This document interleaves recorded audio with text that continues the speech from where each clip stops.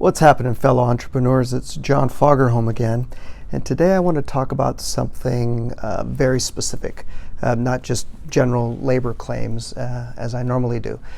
And I'm not a corporate attorney. I don't really practice corporate law, but a lot of those issues come into play when you're practicing employment law also, at least in California. So today I want to talk specifically about buying and or selling a business and the liability, the employment liability attached to that. So typically there are two ways that a business is sold. Either the entire business is purchased. So for example, let's say you have an auto body shop and you're retiring, and somebody comes, even one of your employees, that happens quite a bit, says, hey, I'll buy this company from you. Well, there's obvious liability there with the employees or anything that's happened in the past. And simply it's the same company. It's the company that employs the employee. So it doesn't matter who the owner is. There's liability if there's so if you were the one that were to purchase that company, you would have the liability just the same as if that company was never sold, or the company would have the liability, not you personally, obviously. So the things to watch out for on a purchase of a business like that is to, first of all, do the due diligence to see what potential liability there is out there, and then have the previous owner indemnify you in the contract. The problem with that, though, is if it's just indemnified within the contract, is that if a problem does arise, then you're going to have to try to go back and get that money from the person that sold it to you if there's a problem. So there's certainly ways around that. You can keep money in escrow, part of the sale in escrow, and have a little bit set aside. If you know that there is clear liability, you can reduce the sale price. Lots of options there, but just know that when you purchase that new company, just because you're the new owner, just because you're not the person that created whatever problem is going on, doesn't mean that the company is still not liable for it. So you will take on that liability. Another good thing to do is maybe set some money aside previous to the sale, and then have a system where you have a general release signed by all the employees of any potential past claims. And that obviously takes money, whatever it is. I don't know what the employees would require for that, or if it's even worth it, depending on the size of the company. But that's certainly another way to get around it, because then you know that you're not going to have employment claims.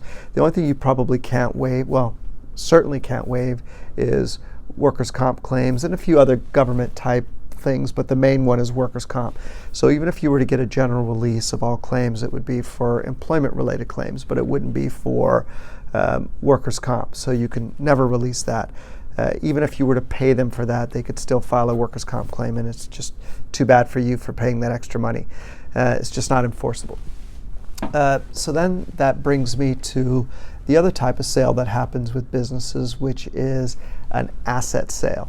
So you're not purchasing the company. Let's go back to the body shop example. So I'm not purchasing the business that is the body shop. I'm purchasing its assets. Well, what are its assets?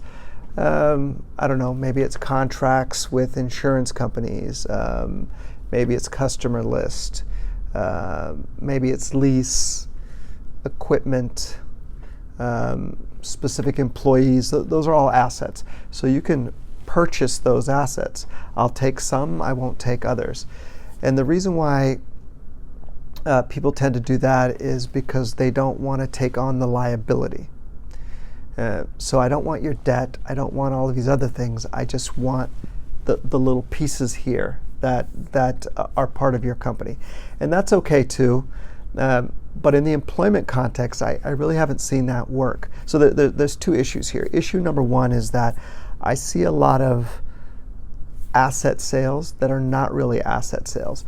So imagine you go in and there's this body shop and you say, okay, well, I'm going to purchase your lease. That's one asset because you have it for the next 10 years. Then I'm going to purchase your equipment. Then I'm going to purchase your DBA, basically the name on the on the building there, and I'm going to purchase your client list, your insurance contracts, on and on, right? Well, that looks to me like you've purchased the entire company. So I don't know that if somebody were to sue you, whether it's an employee or not, would you'd be able to withstand their challenge that just because you wrote it as an asset sale, and just because you broke down each asset and gave a price to it, doesn't mean you didn't buy the business. It looks to me like you bought the entire business, because what's different from the previous owner, what they were using to operate and what you're now using to operate. It sounds to me like it's just the purchase of an entire company. So in that instance, I don't think it would withstand a challenge anyway.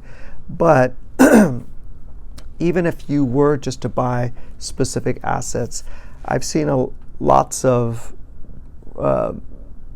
very good asset sales that look like an asset sale to me, and employees still coming and suing and challenging that. And with employment law, they just tend to be a lot more favorable to the employee side, so it's much harder to withstand those challenges. That's number one. Number two, when an employee does sue, even if it's on an asset sale,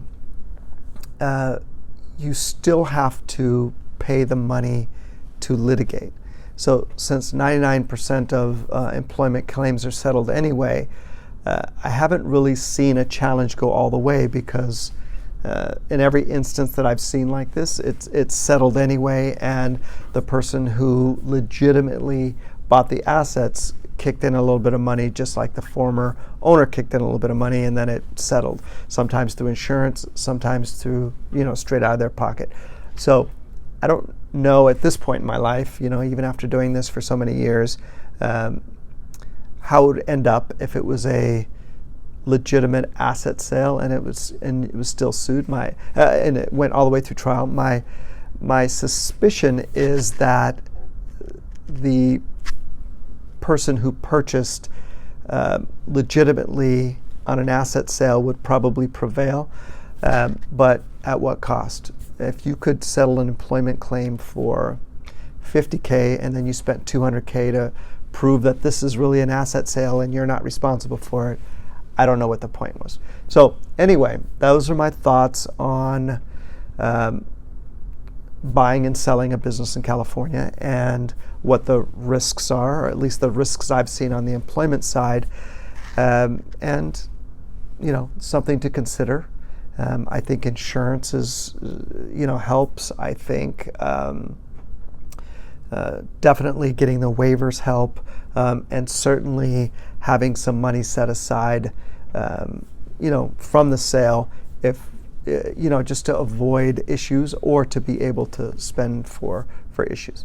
Anyway, until next time, be productive.